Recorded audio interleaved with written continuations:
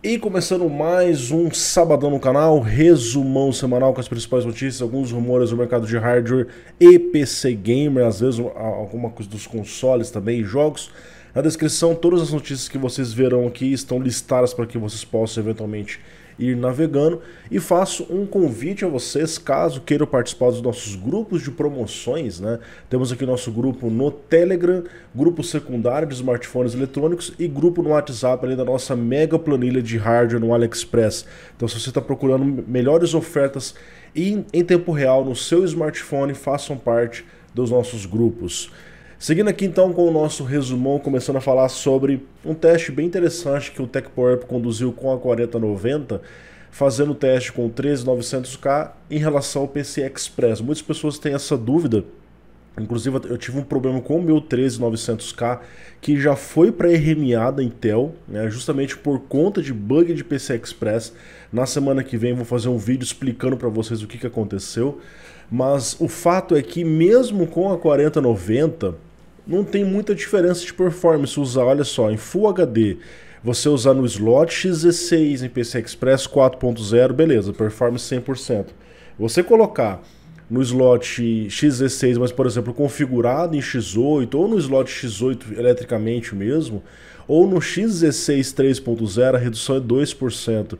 E mesmo em um slot configurado para X4 4.0 ou X8 3.0, vai para 6% de diferença. Então você vê que não muda muita coisa. Onde vai ter uma redução mais agressiva é em X4 3.0 e em X8 2.0, que seria aqui mais ou menos equivalente a 4090 estar rodando no nível de uma 3090 Ti. Então ela iria dar uma capada na performance ali de 21%. Isso em Full HD.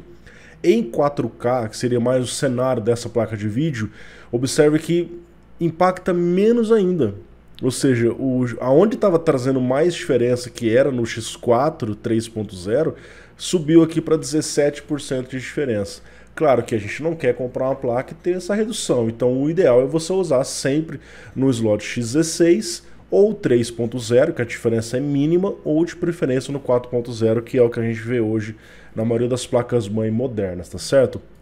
Nós temos aqui a Galaxy falando em 4080 e 4090, né? A Galaxy lançando a sua Hall of Fame, que é a melhor placa que a Galaxy oferece, normalmente com diferenciais para entusiastas e para overclockers, tá? Então nós já temos aqui a 4090, a 4070 Ti e agora vem a 4080 com essa, tipo uma coroa aqui do Hall of Fame, né? Afinal essa é considerada a King ou a Queen, não sei, dos games, das placas, enfim. Ela traz um diferencial aqui, que é o fato de ter o suporte para TDP de até 470 watts. Ela tem dual BIOS, um BIOS no modo silencioso, uma BIOS no modo performance, você pode ajustar para um TDP bem maior do que o padrão, justamente pensando em overclock, se assim você tem interesse. A placa tem 3 fãs, particularmente achei muito bonita essa placa, né? Olha esse backplate, que coisa sensacional, cara, muito, muito linda, e com esses RGBs aqui ela fica bem interessante. São 3 modelos, o Celeb, o Plus e o Plus X, né? Basicamente tem uma diferença de clock aqui, e no Plus X tem o Rough Panel Trace, aquele painel que permite que você visualize ali o PCismo fora do seu PC, né? Esse aqui é para quem está pensando em desinstalar o Afterburner, não, mas agora você vai ter um painel fora do seu PC para você ficar vendo o monitoramento do jogo, tá certo? Assista um vídeo da síndrome do upgrade que eu fiz recentemente aí. Aqui nós tivemos uma notícia bem interessante, cara, aonde eu fiz o teste aqui do 7950X3D, né? Tem um review, tem os gameplays. A semana que vem vai ter um teste simulando o 7800X3D com ganhos de performance de até 18%. Olha só que interessante. Aguardem, sai semana que vem o vídeo. E aqui a gente viu um teste bizarro, cara. Usar um CPU com 3D V-Cache no Zen 4 aumentou até 4 vezes, até 400% a performance do gráfico integrado. Eu achei estranho quando eu vi essa notícia, porque eu me recordo que o gráfico integrado tá no chiplet de baixo, que em tese não tem acesso ao cache L3 extra que está sendo colocado lá.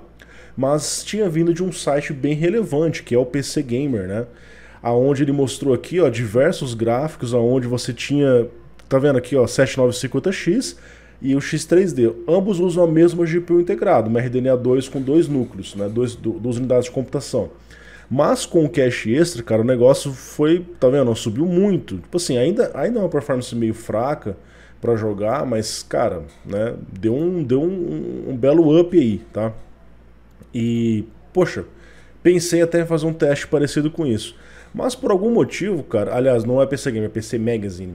Por algum motivo, no site do PC Magazine não tem esses gráficos mais. Eu não sei se eles tinham identificado isso por um bug, um problema, mas simplesmente esses resultados não estão mais aqui no review original, tá? Então você vê aqui, ó, 7950X 3D com o gráfico integrado, né?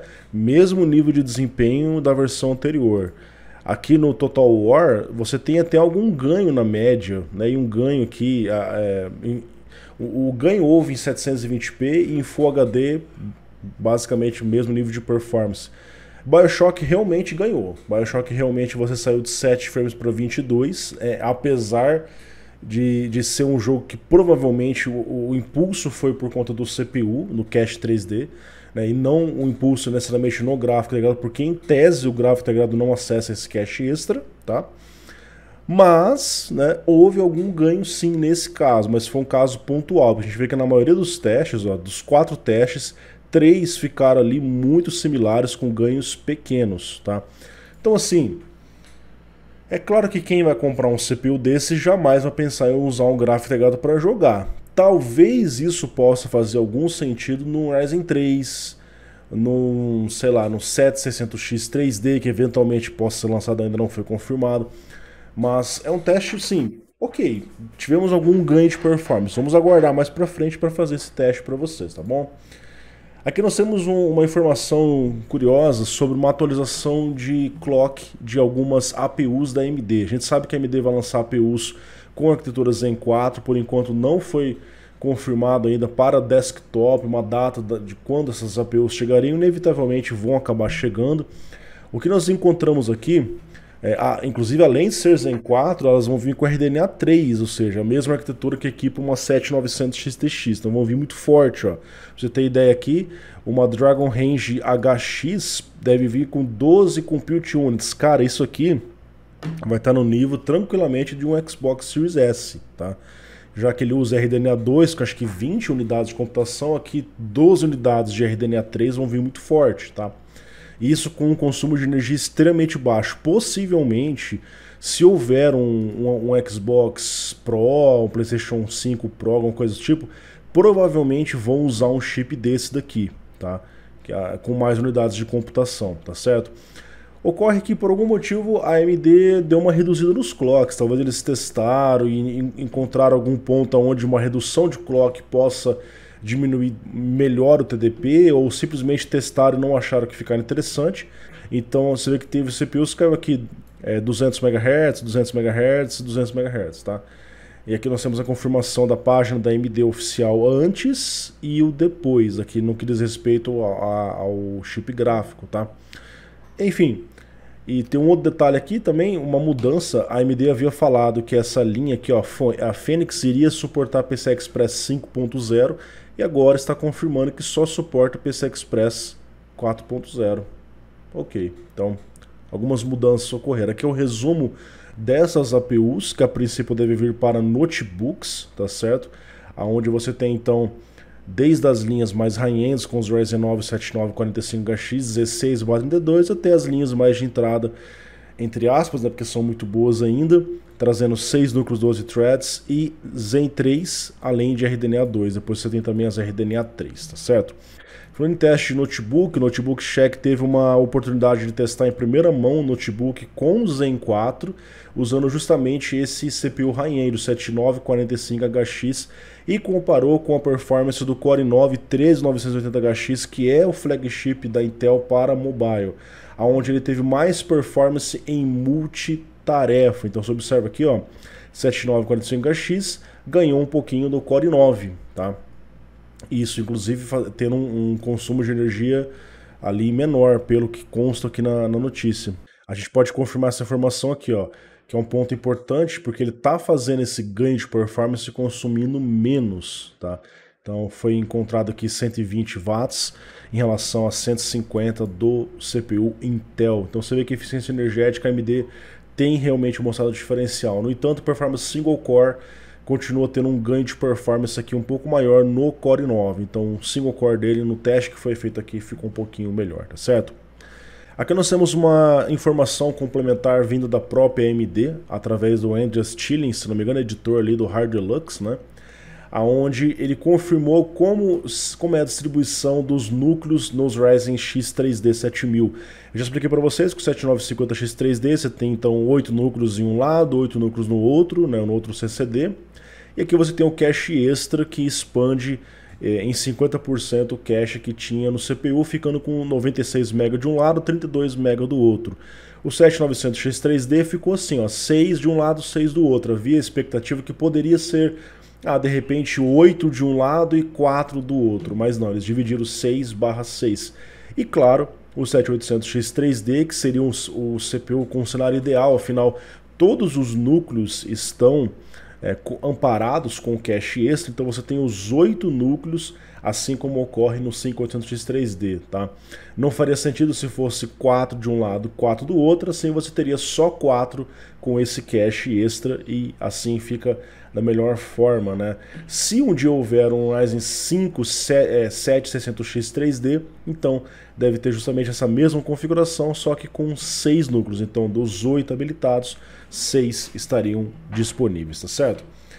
Lembra resumos passados que comentei com vocês sobre o adaptador de rede da Intel que vem em placas Z790, B760, o i22.6V de 2.5 GB?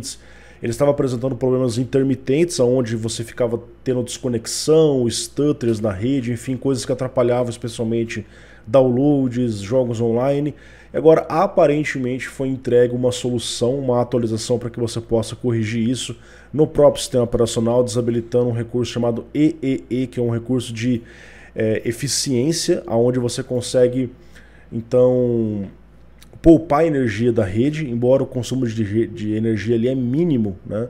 E quando você desabilita esse recurso, aparentemente volta a funcionar. Tem um novo driver para isso, mas já tem pessoas dizendo que esse novo driver não resolveu o problema, tá? Então, assim, temos um driver. Se você está tendo problema, de repente seria interessante você fazer o teste, né? E seguir as instruções que eles estão falando aqui, mas já tem pessoas dizendo que aparentemente não foi resolvido como a gente estava imaginando, tá certo? Aqui nós temos, por exemplo, uma placa, uma Z790 Carbon Wi-Fi, que já está liberando esse driver para o suporte ao i22.5 e 22.6, lançado aqui no dia 1 de março, tá? Então, de repente, é o caso de você testar e comentar aqui no resumão com a gente se deu certo, se agora melhorou ou se você não teve problemas. Pessoal, aqui nós temos a Pure Storage, que é uma marca que inclusive tem até representação no Brasil, onde você tem ali soluções para armazenamento, geralmente focado em Enterprise, né, ou seja, workstations, servidores, onde eles estão alegando que até 2026 eles vão entregar SSDs de até 300 terabytes. Basicamente eles criaram um módulo proprietário, utilizando um controlador customizado, feito ali por parceiros deles, aonde então eles conseguem desenvolver isso por conta própria em sistemas de matrizes, ou seja, sistemas com vários desses módulos, conforme a gente pode ver nas imagens aqui, como eu falei, são feitos para servidores, e eles imaginam aqui então que até 2026 eles já conseguiram entregar para o mercado um SSD, uma unidade dessa com 300 terabytes. Não estamos falando de SSDs para usuários domésticos e sim para servidores, tá? Mas esse tipo de avanço também acaba trazendo algum impacto no mercado doméstico. Eles falam que, inclusive, antes que encerre 2023 nós vamos ter 100 terabytes. Antes que entre 2025 nós teremos 200 terabytes em um único dispositivo, tá certo? Ainda sobre data centers, nós temos aqui um reporte interessante. Você sabe que o mercado de data centers basicamente é dominado pela AMD Intel, né, pelos CPUs x86 que nós temos hoje, mas os CPUs ARM têm ganhado pouco a pouco espaço. Aqui nós temos um reporte, no mínimo, curioso. Em 2021, A Intel ainda líder de mercado, 80%, a AMD já estava subindo ali, 11% através do seu CPU Zephyr, enfim. Nós temos aqui 4.62 os Others e o AWS da Amazon ali com 1.82 também usando ARM pelo que me consta. E agora a Intel está perdendo o mercado, a AMD está ganhando, continua aqui na segunda posição com quase 20%, a AWS e essa Ampere começando a se destacar por aqui.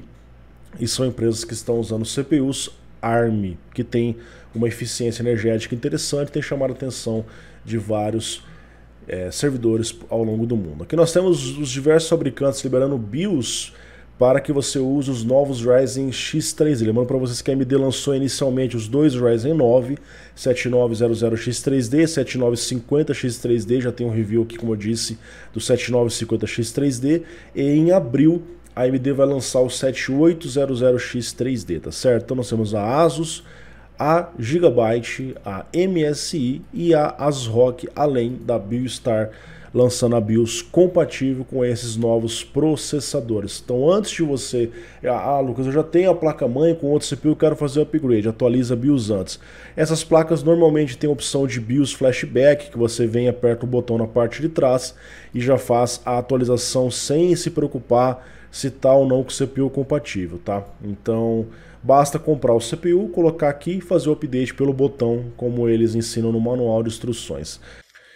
Ainda falando sobre a AMD, nós temos aqui a 7900 XT que continua caindo de preço nos Estados Unidos e na China também, agora sendo vendido em 12% abaixo do preço anunciado na China, nesse momento aparecendo por 934 dólares, tá? Lembrando para vocês que sim, na China o preço anunciado é maior que nos Estados Unidos, provavelmente devido a essas questões fiscais, essa guerra comercial que está ocorrendo entre lá. Mas você vê que não é uma promoção pontual. Você tem a Yesson, você tem a XFX, você tem a Sapphire vendendo placas no preço abaixo do anunciado, e isso 3 meses e meio depois do seu lançamento, que é uma coisa que indica justamente o mercado está meio parado, está meio saturado, particularmente de placas da geração passada após o fim da mineração Ethereum, tá certo? Nos Estados Unidos também está ocorrendo um efeito parecido. Nós vemos aqui, por exemplo, as placas que foram anunciadas por 899, sendo encontradas por 829, eu já vi por 799. E aqui nos Estados Unidos nós temos um efeito também bem similar, por exemplo, na Newegg, a placa aparecendo por 829, não apenas uma promoção pontual. Eu já vi outras placas da XFX, enfim, na Amazon, outras lojas, já vi por 799 inclusive, tá? Então isso indica que o mercado está saturado e as vendas não estão andando como deveriam, tá? Aqui nós temos a Intel trazendo um suporte similar ao que a Nvidia fez naquela questão do RTX Super Resolution, onde você vai no seu navegador e eles conseguem melhorar a qualidade de imagem de um vídeo, de uma foto que está ali usando uma placa RTX, tá? Esse recurso funcionaria em navegadores baseados no Chromium, tá? É dito, isso não é confirmado, mas é dito que pode ser suportado a partir da 10ª geração de CPUs, né, usando os gráficos integrados, o que expandiria bem esse suporte e não dependeria necessariamente de uma placa RTX. E também esperado, claro, que se esse recurso chegue também para as Intel Arc. O VideoCardZ aponta que eles não conseguiram fazer funcionar, mas alguns usuários já estão fazendo o recurso funcionar perfeitamente aqui no Google Chrome. Você precisa vir aqui e habilitar esse recurso aqui, ó, Enable Features, Intel VP Super Resolution, e aparentemente está funcionando. Com o Tiger Lake eles não conseguiram, mas alguns usuários mostraram aqui como que mesmo no navegador na internet, fotos e vídeos, você tem conseguido um ganho de qualidade de imagem. Tá vendo aqui, ó, o serrilhado aqui melhorou porque está fazendo essa implementação. Interessante, né? Vamos ver o que vai rolar nos próximos dias e semanas. Pessoal, aqui nós temos a AMD admitindo um bug naquele driver. Lembra aquele driver que demorou 2 meses para sair, que é o 23.2.1, onde vários usuários estão falando, cara, eu fui instalar o driver e simplesmente travou o Windows, tive que reinstalar o Windows, cara, o dispositivo ficou bugado, né? A AMD admitiu que está acontecendo com algumas pessoas esse problema e eles recomendam que quando você for fazer a atualização de driver, você interrompa a atualização do Windows. Eles identificaram que potencialmente foi o fato de você estar atualizando o driver e o Windows fazendo alguma atualização de fundo acaba trazendo um problema como esse, né? Ou simplesmente nem instale o driver, né, cara? Fica com o driver que você tá, se você não tá tendo problemas com isso. Aqui nós temos a notícia do ChatGPT, onde eles podem precisar de até 30 mil GPUs NVIDIA. Tá aqui, a NVIDIA arrumou mais um parceiro para enviar muita GPU depois do fim da mineração Ethereum, né? Eles podem desembolsar 1,55 bilhões de reais, claro, convertendo, né? Para comprar as placas de vídeo focado em inteligência artificial. As placas, no caso, são as A100, né? Serão necessários 20 mil delas, mas pode chegar a mais de 30 mil. Cada uma custa 10 mil dólares. Totalizaria, então, essa pequena fortuna aí de 1,55 bilhão, tá certo? E quem está ganhando bilhões também é a AMD com a Sony, que está comprando muitos e muitos desses chips, hoje se tornando a principal cliente da AMD. Olha só, cara, nós temos aqui que a receita da AMD está aqui em 16% vinda do PlayStation 5, cara. Olha só que interessante, cara. Aqui nós temos a notícia que a AMD vendeu 3,77 6 bilhões de dólares em chips para o PlayStation 5 montar os seus consoles em 2022. São muitas chips. A Sony confirmou na CES que já vendeu mais de 30 milhões de PlayStation 5 desde o seu lançamento e a AMD ganha muito com isso, afinal ela é a fornecedora dos chips tanto dos consoles Sony quanto dos consoles Microsoft. Aqui nós temos um conceito interessante de notebook, onde você tem aqui uma tela compacta, se eu não me engano, uma tela de 12,7 polegadas, beleza. Mas você simplesmente aperta um botãozinho e essa tela se expande. Olha só o tamanho que essa tela fica, né? Então ele tem um mecanismo aqui, ó, ele esconde essa parte de baixo da tela, simplesmente ele abre e você fica com esse monitor com uma exposição maior para que você tenha uma melhora na sua produtividade, né?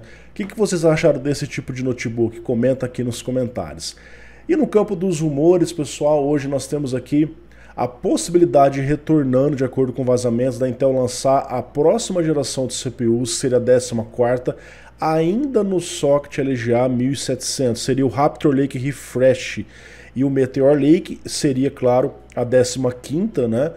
De repente a Intel pode até fazer assim, esse Raptor Lake Refresh ser ainda a 13ª, só que com outro nome, tipo 13700K, sei lá, KZ, enfim, mudar um nome final ali. Ou jogar logo 14ª, né? E o Meteor Lake seria para um novo socket até então, que é o LGA 1851, que seria um socket maior, incompatível com o LGA 1700, porém é esperado que tenha compatibilidade com os coolers do LGA 1700. Uma coisa chamou atenção, segundo os rumores, os novos CPUs Intel podem trazer apenas 6 núcleos performance. Observe que os CPUs atuais da Intel trazem até 8 núcleos performance. Ocorre que aqueles trariam menos, porém núcleos mais rápidos, os Redwood Cove, em relação aos Raptor Cove que usa na geração atual. E os novos Crestmont E-cores, então teria menos núcleos, porém com mais desempenho. Possivelmente trabalhando com uma melhor eficiência energética que acaba sendo necessária, tá certo? Pessoal, encerro por aqui mais um resumão, espero que vocês tenham gostado. Fica mais uma vez o convite para o nosso grupo de promoções. Um ótimo final de semana a todos vocês, valeu, falou, tchau, tchau.